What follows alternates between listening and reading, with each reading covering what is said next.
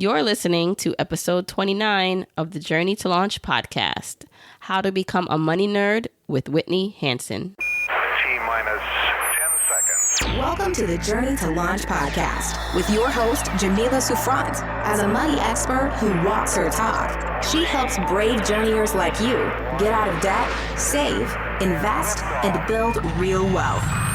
Join her on the journey to launch to financial freedom in 5, 4, 3, 2, 1.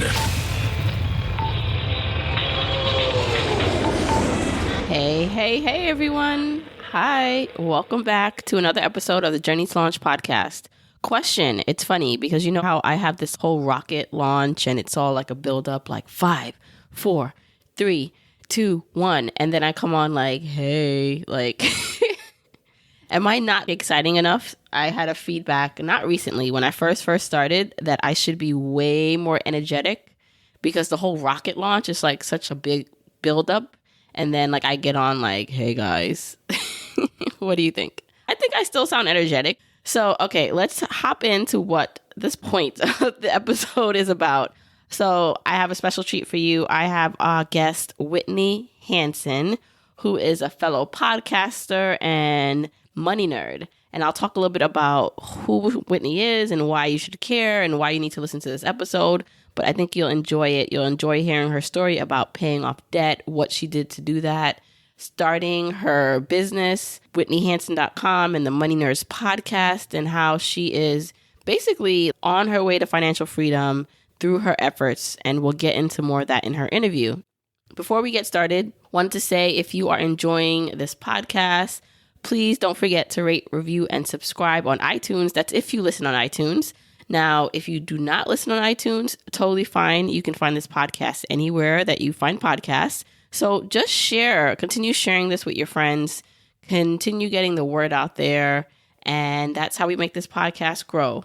A couple other things before we get into Whitney's bio and just more about the episode. Next, if you want to join me more on this journey, so if you love the podcast, you want to connect more, there are a few ways you can do that. You can join the private Facebook group. So go to journeytolaunch.com/community and it will redirect you to the Facebook group, or just type in Journey to Launch in Facebook, or just join the weekly newsletter. So I send out a weekly newsletter to my mailing list, just telling everyone that's on what's going on with the podcast, what's going on with me. So if you want to stay up to date, just go to my site, journeytolaunch.com, and sign up for any of the things that you can sign up for. Also, other ways to connect, follow me on social media. I'm on all social media as Journey to Launch. So Instagram, Twitter, Facebook, etc., as Journey to Launch. Also, I wanted to talk a little bit about the CBS segment. So last week, I told you guys that I was going to be featured on CBS News, New York, and it came on last Tuesday. So if you're listening to this in real time, this was a segment that came out a week ago. So now I've seen the segment, and I kind of just want to reflect back on what has happened or kind of my whole thought process around this whole CBS thing. So I'll talk about it after Whitney's interview. Okay, so let's get into who Whitney is and what this interview is about. Whitney Hansen is a personal finance coach and entrepreneur. She teaches overwhelmed millennials how to pay off debt and be financially independent. And she gives them the tools to have more fun with their money. And she's a bit silly. She admits this herself. And so it just makes her content a little bit more fun. Also, her big accomplishments are paying off $30,000 of debt in 10 months, buying her first home at 19, and only paying $472 towards her master's degree. So obviously she has a journey, she has a story to share with us for all of us who want to just learn how to be more efficient with our money. So just a couple of things that we talk about with Whitney. Obviously we talk about her background, how she managed her money, how she managed to pay off all that debt, what she did, working the double jobs, really understanding what she needed to do and the goals that she had to reach what she needed. Also, we're going to talk about her entrepreneurship journey. So she's a coach. She has a podcast, she has a blog, she really has a personal finance platform now where she's helping other people, and she's actually leaving her job full time to do that. And so obviously that's of interest to me because you guys know that one day I'd love to follow in those footsteps. So we're going to hear a little bit more about that in the interview. So If you want the episode show notes and you want to hear more or see more about what we talk about, just go to journeytolaunch.com/episode 29.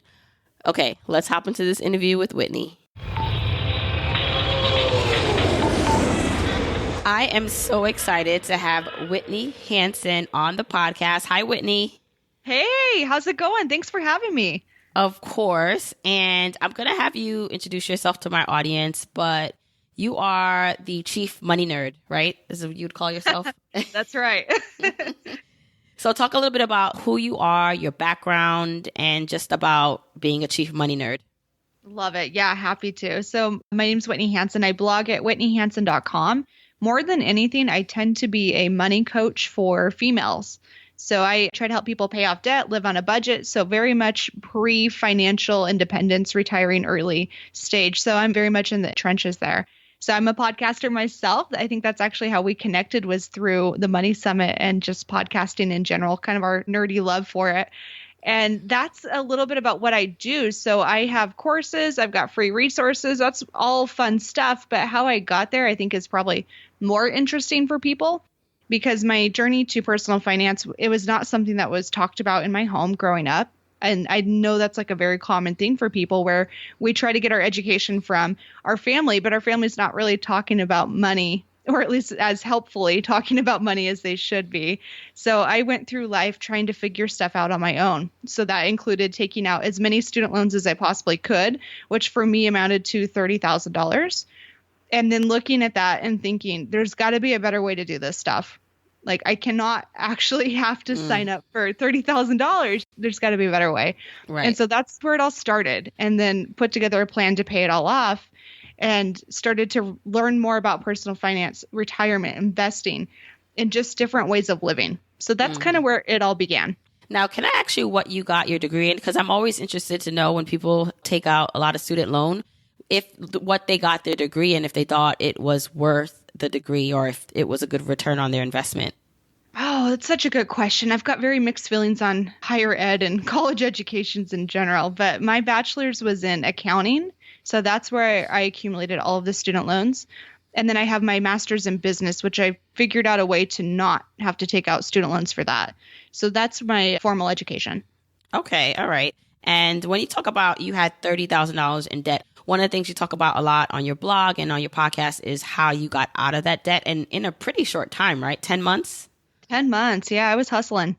I know you have some gold nuggets in here, and there are a lot of people who are in debt right now listening. So can you share your journey to paying off that debt, like what you did, some of those hacks?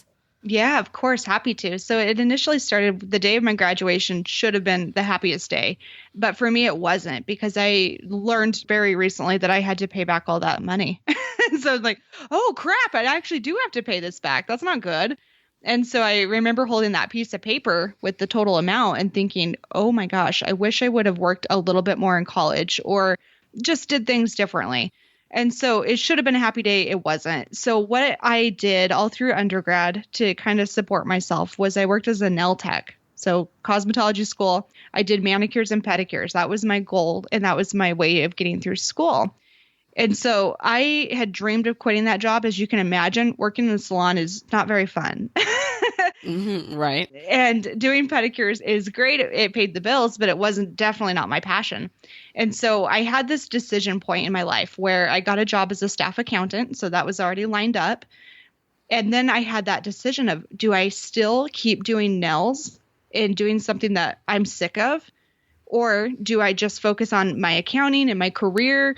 So this was kind of the decision I was going through. And for me, it made more sense to work both jobs and just continue working that salon, and then saving every single one of my accounting paychecks. So my accounting income was bigger than my salon income by quite a bit, actually. But I already knew I could survive on my salon income because I've been doing it for a long time. So I actually didn't touch a single accounting paycheck for almost 2 years. I kept doing the two-job thing to kind of build up some cash. And so that was probably one of the biggest, I guess, tricks, is that second income to paying off debt quickly. And then it was kind of the daily stuff. So for me, it was no Starbucks, which was really hard for me. Right. Kind of a coffee addict. So no Starbucks and no eating out whatsoever. And so that was the two bigger sacrifices that I made. And I was seriously just living like a bum. I rented my house out. I moved in with my boyfriend, now fiance. I saved a little bit of money there, sold all of my furniture, all of my amazing furniture that I was so excited that I purchased it on my own. That was what gave me a big, I think it was like $1,500 off the get-go towards the debt. So I started to get really excited about the plan. So that's kind of where it began. And then like little tips and tricks that I felt were really helpful and people think are super nerdy, and that's okay, is I actually taped my budget to my debit card. And so the reason I did that is every time I went to swipe my card, I had to see my budget. I had to be reminded of what my plan was. And then more than anything, it also acted as like a barrier. So before I made a purchase or did something stupid with my money that wasn't in my budget, I would see that and be reminded of my goal. And so that's a little thing, but it made a huge difference and saved me multiple times. Right. And I mean, that's the mental part of it too, right? We all know what we should be doing, but sometimes we need those reminders. So that's a good trick to have those reminders up, whether it's on your fridge or on your debit card or credit card. It's something that says, wait, stop, consider what you're doing, and if it's aligned with your goals. Yeah, exactly the case. So I think anything you can do to put the Post-its around your house, put your budget on your debit card. People will come over to my house even today. And I have, for right now, this season in my life is hustling. So I have hustle written all over my house and people are like, what the heck is going on here? But for me, that's what I need. I need that visual reminder every single day. And so it works. It definitely does. In regards to the Post-it notes, I think that's so important because we need those visual reminders. Sometimes it's really the mental. Like we know what we should be doing, but sometimes we forget because life gets in the way or we get a bit lazy about it. So I like the visual reminders, especially like you mentioned, the Post-it notes or the putting something on your debit card or on your credit card, like a sticky note to say, all right, is this aligned with your goals? Mm-hmm. Totally. I think it's super helpful. And you've got to know your personality type too. So for me, and it sounds like for you as well, having those little visual reminders or like your goals that are framed or whatever it is, that's a good, helpful reminder of what you're working towards, because paying off debt especially is not fun. It actually sucks. And when you're in that process, it can feel like it's never ending. And so being able to see, maybe it's your debt-free date on your Post-it note, on your bathroom mirror and in your car and on your budget and like everywhere, it helps you remember like, oh, this is why I'm doing this. Right. This is why I'm working so hard. And another thing you mentioned was about living off of your main income, like you're not living off of the bigger income, kind of living like you were living in college. And we talk about this all the time. I talk about it. I know a lot of people in personal finance talk about it, but if you're able to not have lifestyle inflation that creep up of expenses and are able to live simply like you did in college, you would be able to save and cut back so much on your expenses. So I think it's pretty notable that that's what you were able to do. I think it's a great way to go. Yeah. If you can swing it, even if you can't necessarily live on only one income, if you can live on an income and a half, even, you're going to be so much further ahead with your financial goals. It's a big deal. Mm-hmm. And like you talked about, you had 2 jobs. So you did sacrifice your time and some of the things you liked, but it was for a reason. Like you said, you were focused on paying off this debt. Yeah, 100%. I mean, it was not fun. It was 70 to 80 hour work weeks. And I continued that until I joined the Master's in Business program. But it was kind of addicting. Like once you get into it and you see, okay, debt's gone. Now what else can I do? How much savings can I bank up? It's really exciting, which sounds super weird, but you change your focus and it becomes more, I guess, intentional and more stimulating for you than spending money on eating out and vacations. It just changes your focus. Right. And oh my gosh, I say this too all the time because you know how sometimes a lot of people before they have this financial realization, they monitor their happiness or they get the success or they feel that accomplishment when they maybe buy things and acquire things. But I say this all the time. Once you get on a roll with your finances, once you start saving more, once you see that debt going down, that savings account increase, it's a high. It's just as equally exciting as going out and maybe buying a bag. It's really exciting to see that. So true. One of my coaching clients, we were talking earlier today, and she just paid off one of her credit cards. So she's super excited. And one of the things she said is she's like, yeah, I listen to a lot of personal finance podcasts and a lot of them say that they sold their car. I don't think I'm there yet. I was like, girl, give it time. Like you might actually be there. You never know. Right. All right. So you paid off the $30,000 in about 10 months, which is a huge accomplishment. And then you talked about something on one of your blogs about the secrets to paying off student loan debt. Can you talk about some of those secrets? Yeah. So one of the things that kind of irritates me with student loans is that when you go to make a payment, it doesn't allow you to pay extra towards the principal. So towards the amount that you actually borrowed. And it's very unfortunate. So most of the time they're putting it towards interest. A little bit goes towards principal, of course, but it's mostly towards interest. And so it's very interesting. And you've got to look at the way that they calculate the interest piece. But a lot of times it's like when you make a payment, and you make just your normal payment, say it's $250, and your plan is to pay an extra $100 a month. So you want to put that towards as much of the principal as possible. Depending on how they calculate your interest, most of the time, if you pay a payment the very next day, more of that is going to go towards the principal amount. And so it's a little thing, and you've got to run the numbers to see if it actually works for your situation. But for a lot of people, that's a good little hack that can help your money go further. So make your normal payment, and then you can make an additional payment that interest hasn't exactly been calculated on yet, depending on how it's compounded, of course. So you're talking more about making payments back to back. Do you have to call your loan provider and tell them? Is it like a mortgage where you can tell them, apply this to the principal, or it's more of if you pay it back to back, it kind of gets automatically applied? That's exactly the case. Unfortunately, you can't pay the extra towards principal for most student loans, like for federal student loans. They just don't allow you to do that, which is really frustrating. But that's kind of the way their system is structured. So you could make a phone call and just say that you don't necessarily want that to go towards your next payment. That's probably a good idea. Just to tell them like, hey, I'm actually paying this extra $100. I don't want that $100 to count towards my next month's payment. So I would definitely call the first time to make sure it's set up correctly. Okay. I mean, I think that's a good little hack a lot of people don't know about. Yeah, it saves a couple $100 over the long run. If you do the math on it, it does save a little bit of cash. So it's kind of a good way to go. Mm-hmm. One of the other things you talk about a lot, which is why I like the holistic approach to you talking about finances, is how important it is to set intentions in all areas of your life and how that translates to your finances. So can you talk a little bit about that? Yes, it's a good thing to talk about because so many times we think that we're trying to get our money together for the sake of getting our money together, but we're not looking at holistically, what does that do for every other area of our life? And so there's lots of different areas. There's usually 7 areas that you set goals in. Most of the people know about personal finance. So it's our financial goals. We've got our family goals. We've got our religious goals, if that's something that's important to you too. You've got all of these different areas, your career goals. But ultimately, it's like if you're setting a goal, and it's a goal that is going to help you build up your discipline skills. So living on a budget totally works for this. Getting your butt to the gym also works. Did you ever read The Power of Habit? No, I have not, but I've heard of it. Oh, It's on my list. I need to send you that book. It is my favorite book ever. So those are called keystone habits. So it's habits that when you start to implement those into your life, it starts to trickle over into other areas as well. And so the budgeting, tracking what you eat is another one. So what it does is when you're doing these steps, you don't actually have to make any drastic changes. You start to self-regulate. You start to see, oh, I'm eating cookies right when I get off work. That's what's causing my weight gain or whatever it might be.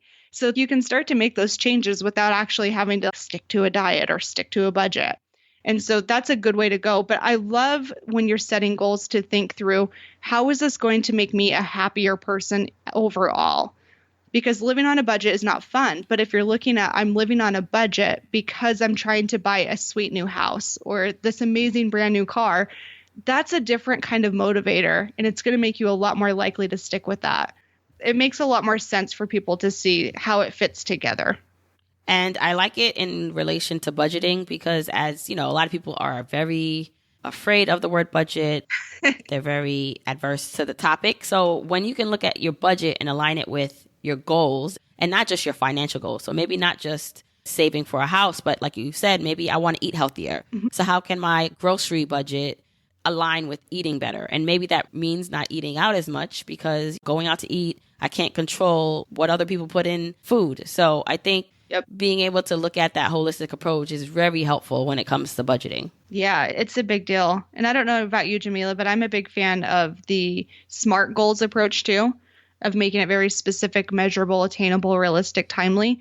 I think if you can have your goals fit into that, it tends to work pretty good for me, at least. I'm not sure about you. Oh, yes. I talked about that a lot previously on a couple episodes, because if you're not specific with your goals, if there's no time frame, they float away. They kind of stay out there and you don't get it done.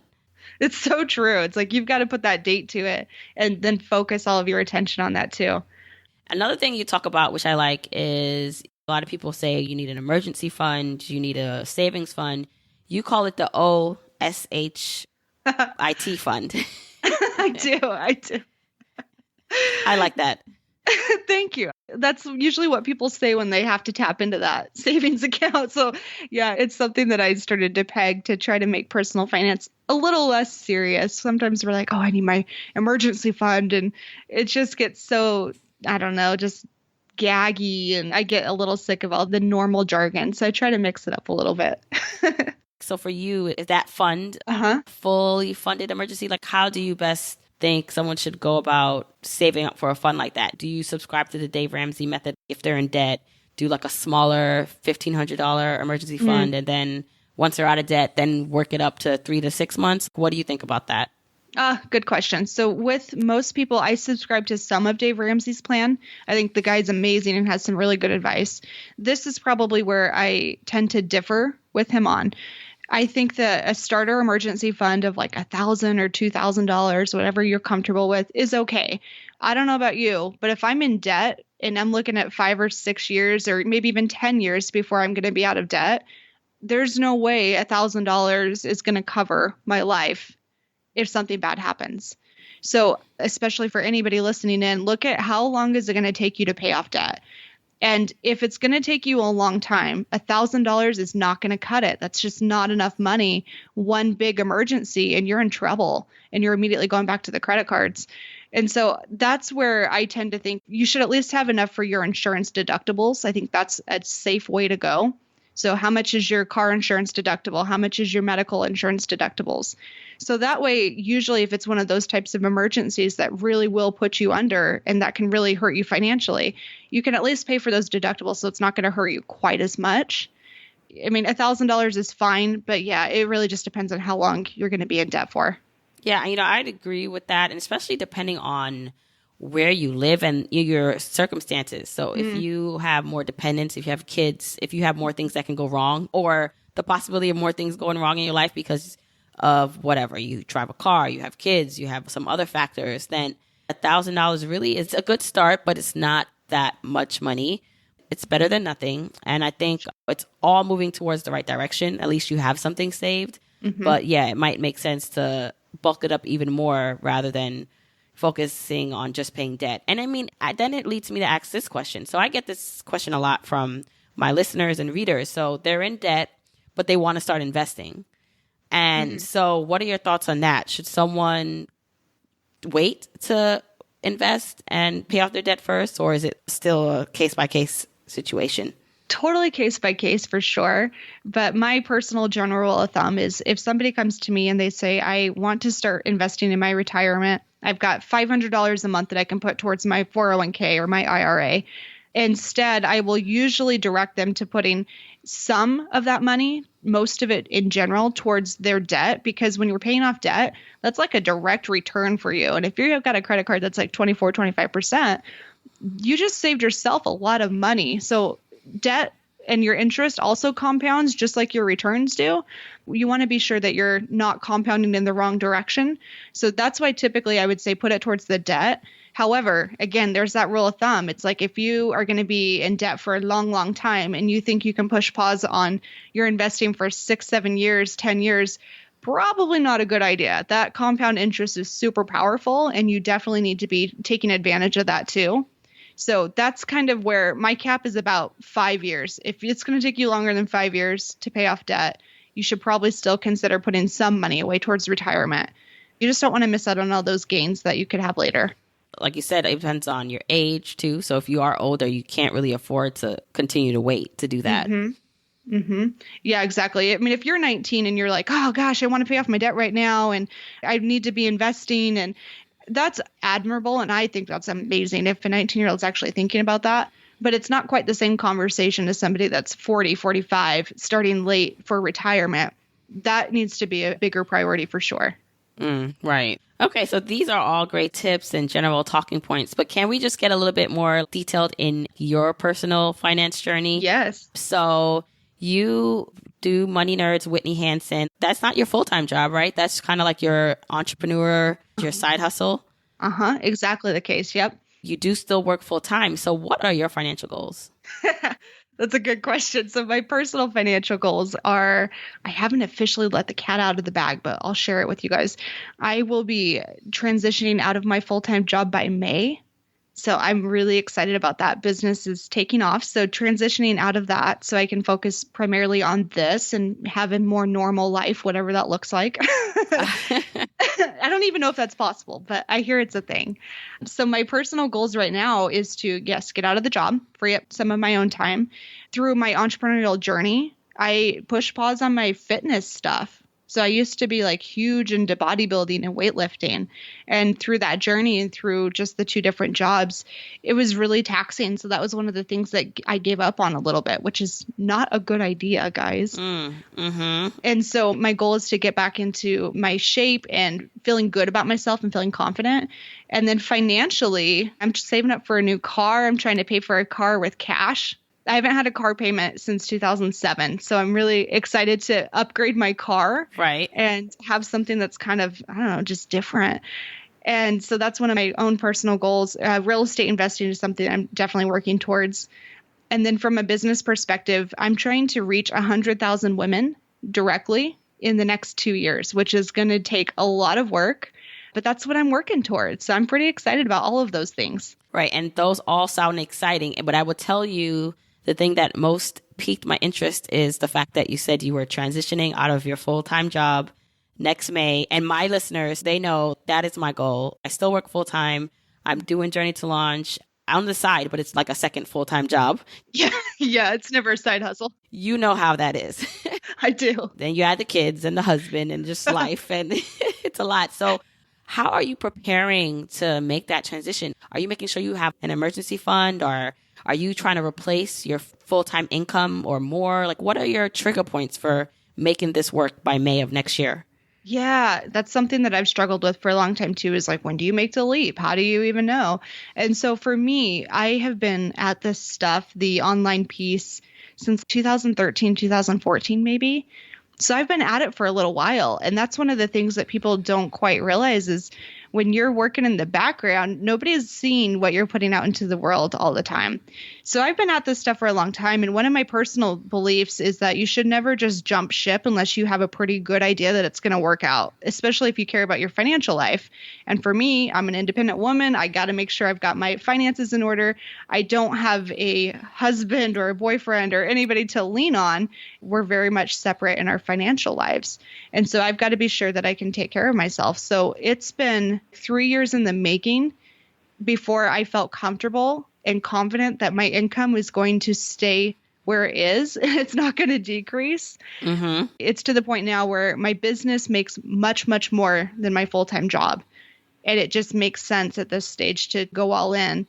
And I think one of the things too is people think that if you're making six figures in your business, that you're killing it. However, when you take out taxes and expenses and health insurance and all of that stuff, it's actually not that great of money. So it was something I had to really work towards. And I like that you talked about how much work you put in, because like you said, there's a lot of things happening in the background. There's a lot of hours and late nights spent kind of pouring into a side hustle or something that you want to start. So I know too, I have a lot of listeners who either they have businesses or they want to start businesses and they hope to one day do that business full time. So these are all the things that you got to think about. You're going to have to kind of just sweat it out and grind for a couple years to make it happen. I think it's the safest way to go. And if financial security is important to you, like it is to me, that was something that I had to do. And then to touch on the second part of your question, you mentioned like emergency savings. What is that looking like? I have a 12-month personal emergency savings, but I'm being a weirdo and I'm actually boosting up a business emergency savings as well. So essentially, I'm super paranoid. So if things just tank completely, I know I've got enough to cover my business expenses for a few months too. Because being an entrepreneur is a roller coaster. Some months are really great. Some months you're like, oh man. So being able to buffer that too and not feel so tied and desperate for income, I think is one of my big goals with my business too. Right. No, I like that a lot. I like thinking more deeper about what you actually need to survive on in case something does happen and you know, things are not inflowing as much as you thought. Oh, yeah. It happens a lot. There's some months where right now it's pretty busy, ironically, but New Year's is crazy for personal finance people. You just get super, super busy. Because everyone wants to change their life starting January. That's right. It's like, here's my New Year's resolution. It's true. You're spot on. You and I, we're gearing up for that. We're excited about that. But then, it gets to like May, June. People are not really paying as much attention anymore. They just spent all their tax refunds. So they're still having a little bit of a good time. So it's just totally different world. It's very cyclical. Right, right. You gave a lot of just great tips about your journey to paying off debt and then even just a student loan debt hack that I actually never heard about. So that was a good tip. And then just your entrepreneurial journey that you touched on just now. I think that's going to be very helpful to some people listening. So thank you. Yeah, no problem. I sure hope it helps someone. If I can save them all the years of despair that I went through, hopefully it helps. Right. So how can people find out more about what you do? Where can people find you? Yeah, the best place is whitneyhansen.com. So that's kind of where I hang out almost every day. That's where you would also be able to check out the podcast. And that's pretty much where I'm at. All right. And also, I should mention this, that so my listeners and my supporters, my journeyers, I'd say, they were rooting for me for the Plutus Awards. They nominated me. For sure. So everyone, Whitney was the amazing girl who took home the Best New Personal Finance Podcast Award. So I'm just excited that we're collaborating. She's on this podcast. But yeah, I was just so excited. I'm sure everybody nominated wanted to win. But it was nice because we had a little connection before. So I was like, oh, yeah, Whitney, go Whitney, that you did win. So congrats to you again. It's so tough. Yeah, it was tough because all of the podcasts, I'm like, God, I love them all. That's a tough decision. So good luck, guys. Right. So thank you so much again, Whitney, for coming on, sharing your expertise. And thank you. Yeah, no problem. Thank you so much for having me. I had a great time.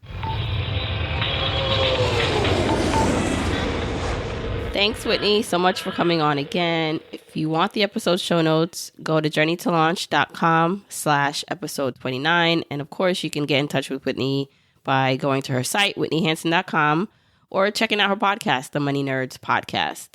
And I really hope you also picked up from her interview how much of a hustler she is. And I say this often, that if you are in that mode, whether it's paying off debt or you are past the debt payoff mode, you want to reach financial freedom and independence, and so you are working to build up your assets, you are going to have to do things that probably most people or other people in your surrounding vicinity are not doing. You're going to have to possibly give up some things, give up some expenses that you enjoy, work a bit more. It's going to take some effort. Right. And so I think you kind of heard that in Whitney's story, that she really hustled to get to where she is in terms of having no debt and even hustling to get her business going and successful.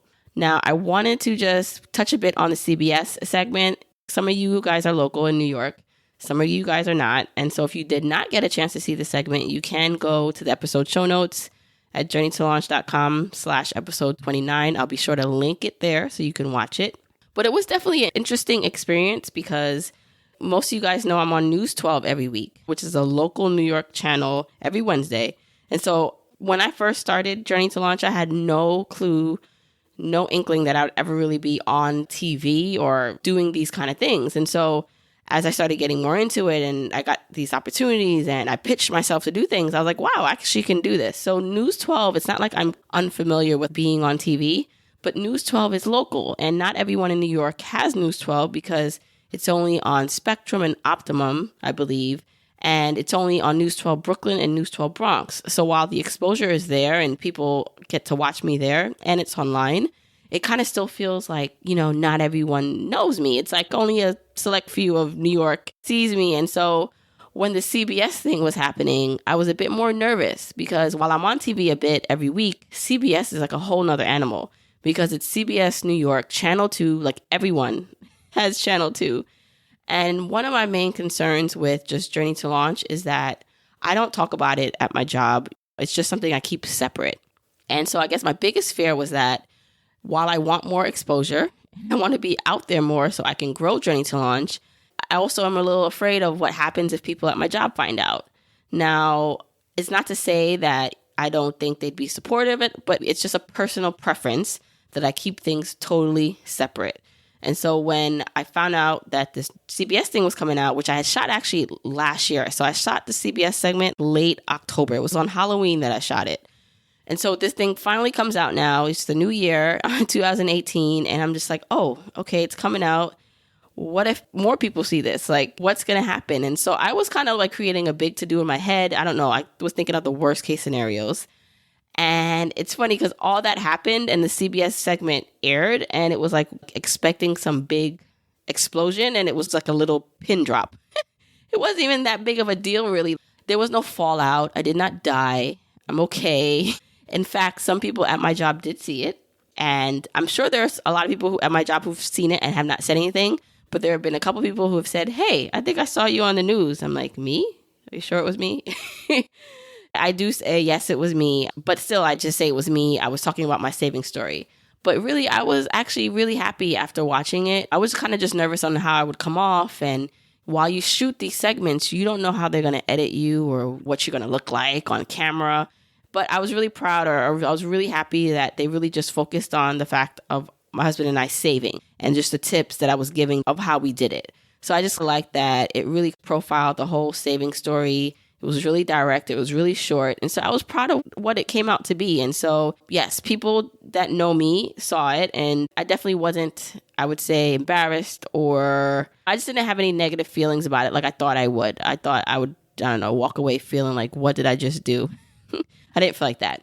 So anyway, I know that this is obviously going to happen more because I do feel like I'm on that trajectory of pushing myself, getting more out there. I mean, this is the point, right? I feel like I want to help more people. I want to bring this idea of financial freedom and independence to the masses. In order for me to do that, I need to get over myself a bit, right? I need to get over myself in the fact that if this is information that's worth sharing, which it definitely is, I need to be able to reach as many people as possible. And so if that means that I'm going to be on maybe more segments on TV or more national stuff, I need to embrace that and just go with it. And as Brene Brown says, dare greatly. And so that's what I'm doing. I'm daring greatly right now.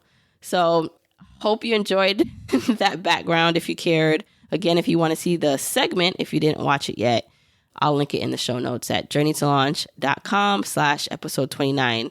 And once again, thank you so much for listening, joining me on this journey. You don't know how much I appreciate all your feedback, the reviews that I've gotten so far, the direct messages, just the comments on Instagram and Twitter. I'm telling you, this keeps me going. Don't stop doing that. It really just makes me realize that you guys are out there listening and you're getting information from it. And it makes all the nights that I stay up really late worth it. Again, if you want to just leave me a review on iTunes, if you listen that way, go ahead, do that. I love that. And then, of course, if you want to follow me on all social media, I'm at Journey to Launch on Instagram, Twitter, Facebook. And also don't forget to join the private Facebook group. All right, guys. So I will chat with you next week. Bye.